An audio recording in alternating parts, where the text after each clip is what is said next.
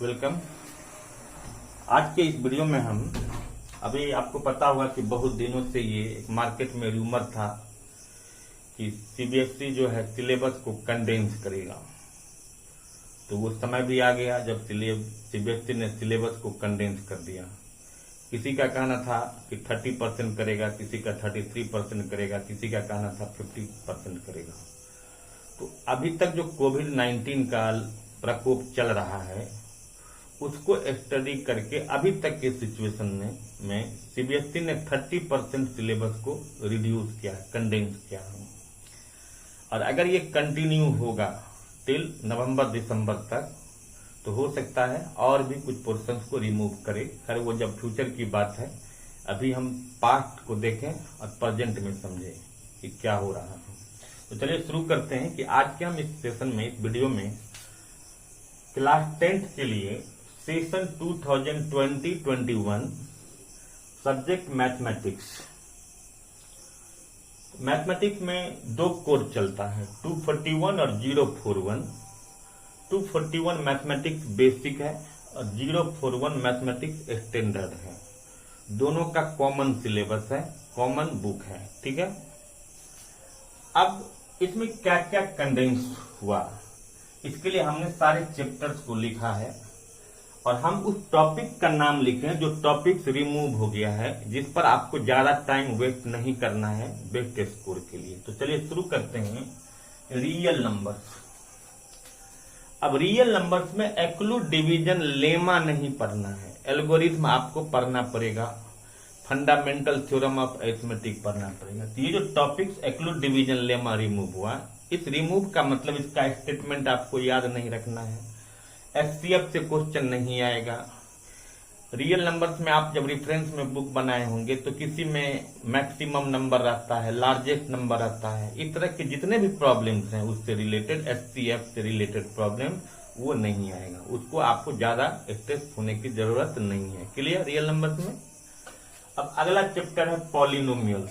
जब आप रेफरेंस या एनसीईआरटी बनाए हैं तो एनसीईआरटी में क्वेश्चन नंबर 6-7 है, जिसमें एक पॉलिनोमियल को पीएक्स को जीएक्स से डिवाइड करने के लिए कह रहा है, क्यूएक्स ऑब्टेन करने के लिए कह रहा है, आरएक्स ऑब्टेन करने के लिए कह रहा है, डिवीजन एल्गोरिथम को वेरीफाई करने के लिए कहता है।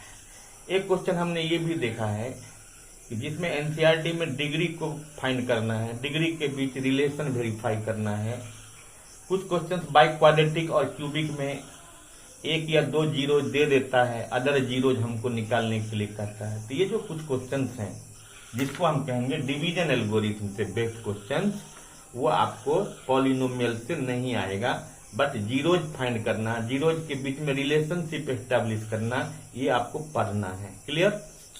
अब pair of linear equations in two variables में क्रॉस मल्टीप्लीकेशन मेथड जो है, एक सेपरेट एक्सरसाइज दिया है क्रॉस मल्टीप्लीकेशन मेथड का, वो आपको नहीं पढ़ना है। लेकिन वहां एक बातें आती हैं कि आप इसके लिए थर्ड एक्सरसाइज नहीं बनाइएगा ये सोच के कि क्रॉस मल्टीप्लीकेशन मेथड नहीं पूछ रहा है, बट ऐसा हो सकता है कि उस एक्सरसाइज के क्वेश्चंस को दे दे और आपको कहे ग्राफिकली सॉल्व करो, इलिमिनेशन से सॉल्व करो और सब्स्टिट्यूशन से सॉल्व करो। तो आप क्या करेंगे, क्रॉस मल्टीप्लीकेशन मेथड से pair of linear equation into variables को नहीं देखेंगे, बट उस एक्सरसाइज के क्वेश्चंस को ग्राफिकली, इलिमिनेशन और सब्स्टिट्यूशन मेथड से जरूर देख लेंगे। ठीक है, क्लियर।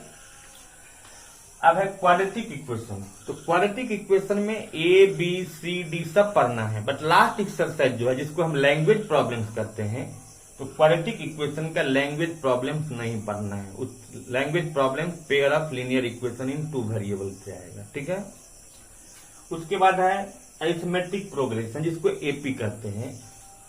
तो उसमें आपको एन टर्म निकालते हैं, किसी भी एपी का एन टर्म या किसी भी एपी का सम ऑफ एन टर्म्स निकालना होता है।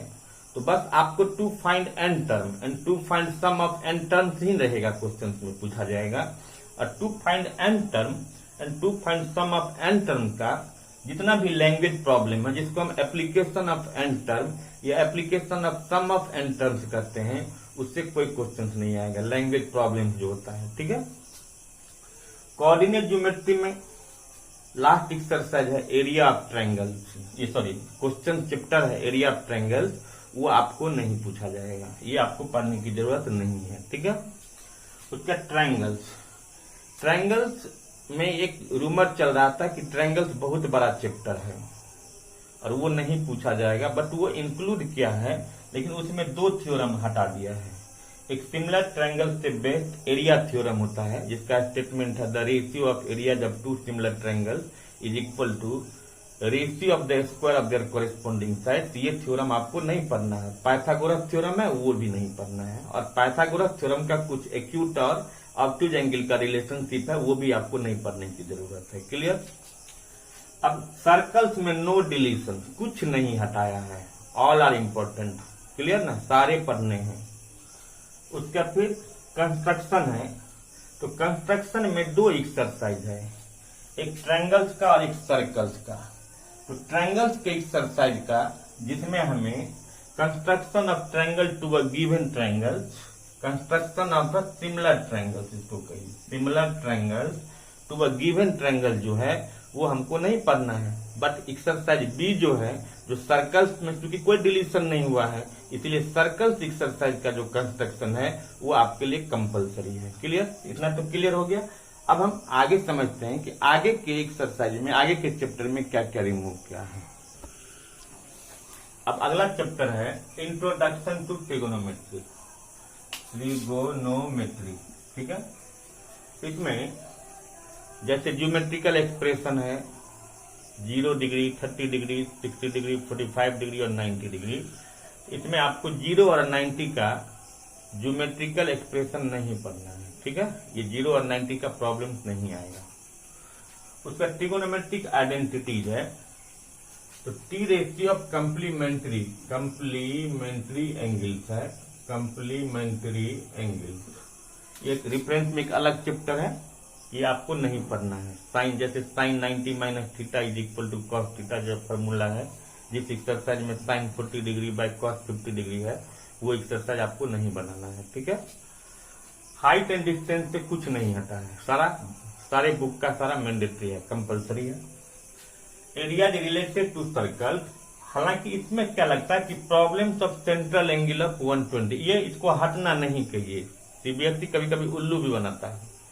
जैसे इसमें प्रॉब्लम जनरली फाइंड करना रहता है एरिया ऑफ सेक्टर, और एरिया ऑफ सेक्टर का फॉर्मूला होता है पाई आर स्क्वायर थीटा बाय 360। अब बताइए थीटा 120 है तो बच्चा बनाना जानता है, 120 है तो क्या दिक्कत हो गया, कोई दिक्कत नहीं है, तो नाम के लिए इसको डिलीट किया गया है। आप ये समझो कि एरिया रिलेटेड टू सर्कल सारा बनाना आपके लिए क्या जरूरी है।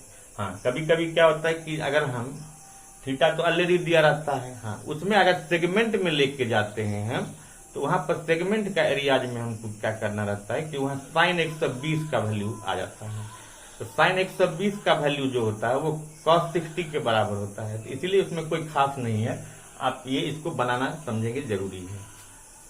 सरफेस एरिया एंड वॉल्यूम तो हो गया।